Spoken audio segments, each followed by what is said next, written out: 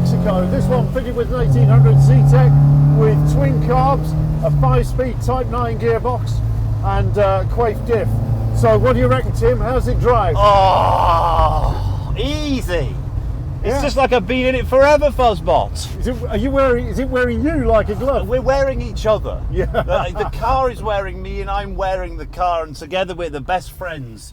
Previously I was a Mk1 Escort Mexico virgin, and now I feel like I've been around the block a million times in it, and I've only just come down the road, and what a lovely, simple car to drive as far as a classic car. I mean, do you know, dude, I always think this, if I was going to have one classic car and a regular daily driver, what would I have? And I found it. This is it? I found it. You reckon so? Absolutely, because there's this thing in the classic car world about the more complicated it is to drive, the people that share that experience, as in, you know, the owners club of whatever it is, they all get together and go, well, I've got to say, I do like a difficult to drive car. Yeah, but that's partially because when somebody drives one who isn't you, you can all point and laugh. Oh, no, it's not it's the sense of achievement. No, that's not right. No, I like driving because, you know, that's the way. But I've driven Mk1 Escorts. I learned to drive in Mk1 Escorts. And in fact, they are a really easy car to drive. Great to get on with. Yeah, they really are. And it feels like, I mean, everything is so... There's no sloppiness in this at all. Everything is just so tight. Like, the brakes are average. Yeah. But that's okay. Because, you know, they talk to you and they say, hi, I'm average as far as brakes go, so make sure you're aware of that. Don't expect too much of me. Yeah, the steering is heavy, and that's okay, because you steer it when you're rolling, and therefore it's like you've got power steering. Yeah. The accelerator is responsive. I mean, in terms of this particular car, it's got an 1800 Z-Tech, hasn't it? Yes.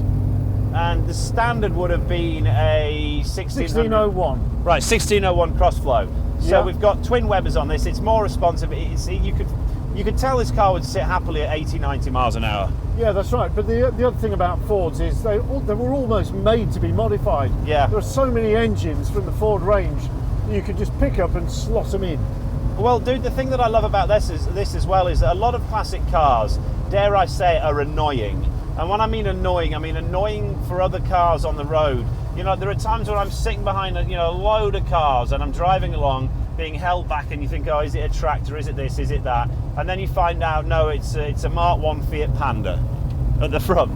and I love classic cars, and I go past and I go, oh, look, Fiat Panda. But then half of my head's saying, you've just cost me 20 minutes of my life in a queue. But this isn't that car. No, this car is quick. It's nimble. Yeah. You can do this well in this one with its 5-speed box and everything. Woo! And that more modern engine, This one can take in the miles. Yeah, it can. What's it like as a passenger? It's comfortable. You know, you don't really notice. I'm kind of familiar with this. I've been in Mk1 Escorts since I was the age of 9. Yeah. So, you know, I'm completely familiar with this Vista. Okay, so this one's got 6 clocks. I would have loved to have been a kid whose father had the 6 with clock. a 6 clock one. 6 clock one. Because you'd have had, I mean, the other thing I've noticed about this one is the speedo goes up to 130 miles an hour. Yeah. Which means you're in a Mexico. One of them, I think, went up to 140 miles an hour, which I think was the 1600 or the twin cab. One of the other ones, the RS2000. But this is the Mexico. This is the one that Ford, or AVO, Advanced Vehicle Operations, basically they were celebrating their win of the 1970 rally between London and Mexico, and they won in a version of one of these, basically. And as a result of that, they went, we're bringing out the Mk1 Mexico. A good call, very good call. And you can see exactly why people clamoured for them at the time, and also why people want them now. Yeah, and you know what? If you look at which vehicles made certain manufacturers, you know, there are manufacturers around today which I question why we love them so much and why they are doing so well. Well, if you look back over their line of previously released vehicles, you can always find a belter, and this is one of many Ford belters, but I think this is my #1 Ford belter. Yeah, I've got to say, they're great little cars. They're a little bit snug compared to a modern car, and thin-walled compared to a modern car as well.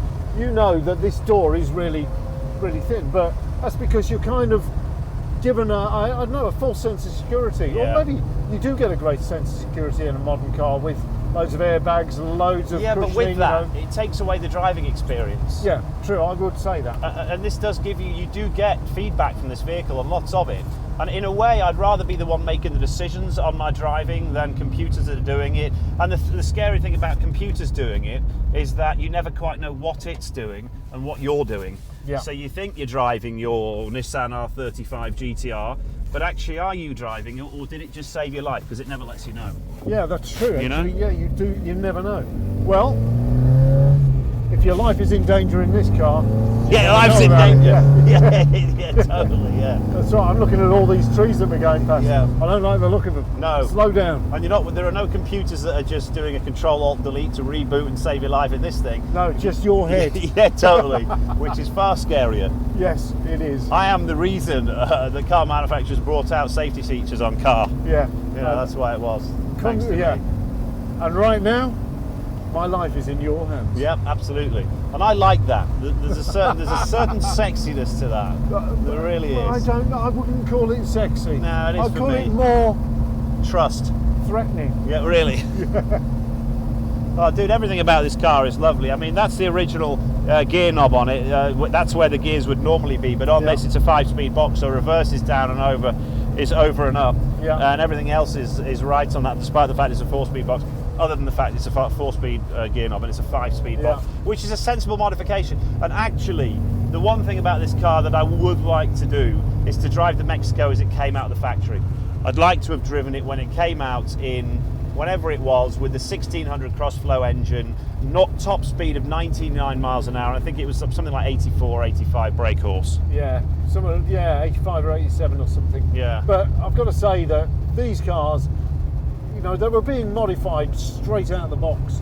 Yeah. People were messing about with them. That's what people used to do back in the day. Yeah. I mean, nowadays it's like, oh, you can't touch this, you can't touch that. Yeah. So you've got to spec it out. You've got to spec a new car out as you want it now. But you can't touch it these days because you wouldn't know how to. True. Everything fits together annoyingly well. Where these cars are made of Lego. Yeah, you can just take the pieces. Yeah, you want some bit in. bits? Yeah, we'll sell you some bits. Yeah. In fact, okay, pick up your car and we'll sell you some carbs for it as well. Exactly. Now, where am I here? Have I gone the wrong way? No, keep going. Oh, Fuzz, this is such an easy car to drive, dude. It is so nice to drive, and it's so rewarding and pleasurable to get into a classic car and you know how to drive it. Yes, I get that there's something to be said for learning how to drive a classic car, but I think this car would offer that as well. But just, you could imagine, my daughter Sophie has recently passed a driving test. I could imagine throwing her the keys to one of these. She'd brick herself and say, oh no, I'm not going near that. I wouldn't know how to do it. But then within 5 minutes of driving, it should be sweet. Yeah, I understand what you're saying. So basically, the Escort Mk1 Mexico is a car for everyone. Scores out of 10. For me, because they're so familiar and because I do actually like a more involved driving experience, I'm only going to give it an 8. But really, I should be giving it a 9 or a 10. Okay. For me, you'll be surprised at what I give it. What? I'm going to give it a 1. A 1? Yeah, I'm going to give it a 1. Why is that? Because I love it so much that if I give it a 10, I'm being defeated by my medical condition, which is compulsive obsession disorder of specific vehicles. And therefore, it's like falling off the wagon. I'll sell everything, liquidate everything that I have, including my family, hold on. and buy one. But that's not a 1. That's not really a 1. No, it has to be. No, it's not. It's a 1 with a 0 after it, isn't it? Yeah, it is. Yeah, there we are. So the combined mark for this car, well, 18. So it's an average of 9. yeah, out of 10. It's a good average Score. There you go. Mk1 Mexico with Tim Bot and Fuzz Bot. If you can afford one, get one. I can't. You're going right. Right. Right! You got it.